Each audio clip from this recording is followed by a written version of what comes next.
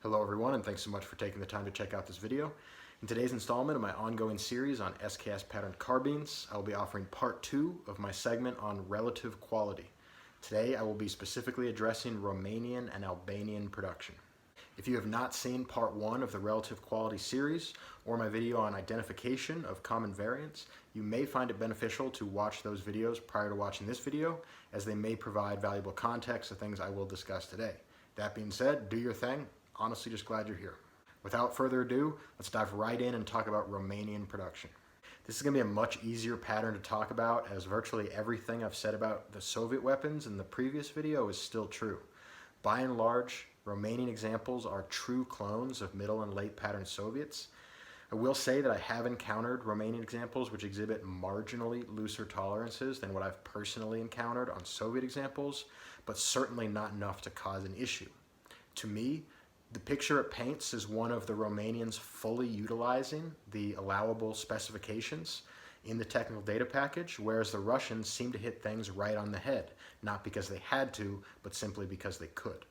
This is something I'm open to being wrong about, but based on what I've seen, it would make sense, and handling many examples of both, it's certainly the impression I've been left with. On the flip side, the Romanians never use horsehair brushes to slather barbecue paint all over beautiful blued steel. So that's definitely a perk for the Romanian examples. Romanians are a great way to get the look and feel of a non-refurbished Soviet without necessarily spending the sticker price. At least that's the way it used to be. It's been a little while since I bought an SKS, so your mileage may vary. In any case, Romanian examples are good to go. Not necessarily my first choice for a recreational shooting piece, as in my experience they typically demonstrate accuracy more in line with the Russian standard of around 3 to 5 MOA, but they shoot plenty well enough for the intended role of the weapon, and they are an outstanding choice for a collector piece, especially if you value overall appearances over the Soviet-specific markings. So we're looking at the milling quality right now on these different variants. This is the Romanian, and it's pretty darn good, but you do see some swirls and chatter. We're going to cut to a Soviet now. And you can see the Soviet's a little cleaner. It's not quite as much cleaner as it looks because, again, that refurb paint is going to be hiding some chatter marks, but it is definitely a higher quality of machining. Now we're looking just a little further back on the Romanian. This is the receiver cover lug pocket. And you can see the machining there. Not bad at all. We're going to transition to actually a different Soviet example here. And you can see once again the machining is just a little bit better. Anybody who's ever milled out an 80% AR lower knows that little discrepancies like this in machining are not significant in terms of function. But I don't have a lot to talk about in this video, so I thought some people might find these shots interesting. Finally, we're looking at the inside of the receiver cover. Obviously, this is pretty much the definition of a non-important surface. We're just trying to get a look at how much skill and pride went into manufacturing these items. This is the Romanian here, not bad. We're transitioning over to a Tula receiver cover, and you can see it is noticeably better. And then finally, we're cutting over to an Izhevsk cover, and you can see that this one is dang near perfect. So if anybody's takeaways from these shots I was just showing was that the Romanian is clearly inferior to the Soviet, let's look at something which is actually inferior now, and that is going to be the Albanian receiver you are looking at currently. Obviously much steeper swirls and chatter marks. This is much sloppier machining. We're looking at the rear pocket now, and again, it's not quite as bad, but it's pretty rough. And then finally, we're looking at the dust cover, which has quite a bit of material removed that doesn't need to be removed. And you can't really see in the pictures, but it actually has a sharp leading edge on the front of that receiver cover. So let's go ahead and talk about Albanian production now. So the Albanian pattern is a funny one, and if ever I would entertain an argument for the worst SKS pattern producer, at least among the ones I have experience with, it would have to be Albania.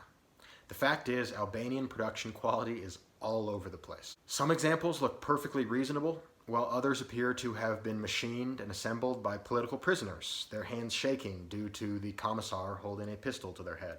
Knowing Albania, honestly, that might actually have been the case in some circumstances. I digress. Point being, if you want to find yourself a winning submission for the ugly SKS competition at your office's annual Christmas party, Albanian production is definitely where you want to start. Seriously. Ignoring the bizarrely lengthened fore-end dimensions, which, by the way, I always love to imagine meant that the Albanians were going thumb over bore on a low iron-sighted weapon. Some Albanian stocks look like they were carved on memory rather than any predetermined specifications. Don't get me started on the double trapdoor buttstock. Like, nobody could have seen an issue with opening up a cavity that big on a wooden rifle stock. And for fans of either Forgotten Weapons YouTube channel or the Dilbert comic strip, it may be enlightening to recall that the fictional and comically backwards nation of Albonia may or may not once have been based on an actual place. Just kidding, Albania. I've heard nothing but great things about Albania in all seriousness. I genuinely dream of one day visiting. Don't mean for any of this to be disrespectful. I've heard it's socially acceptable to park literally wherever you want, and that sounds awesome. So I really do hope to go one day.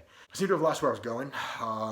The point is that despite the artistic liberties taken with the platform, Albanian SKSs seem to generally work just as well as any other variant, and are probably still a little bit more accurate than the earliest Soviets, given that they got their bore machining technology from the Chinese. And again, spoiler alert for the upcoming video, I think the Chinese did something really right with the Type 56 carbine bore.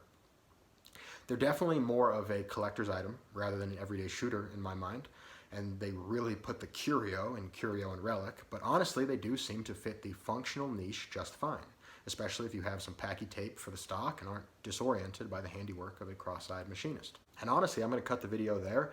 There's certainly more that could be said about Romanian and Albanian production, but I think in the spirit of this series, it's fair to say that the differences are pretty small, and ultimately, I think from the intended application of the carbine, negligible.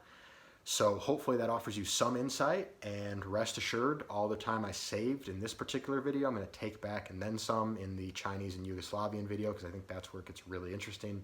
So thanks so much for just spending a couple minutes with me here, and if I catch you in the next one, I would be super stoked. So thanks again, and have a great day.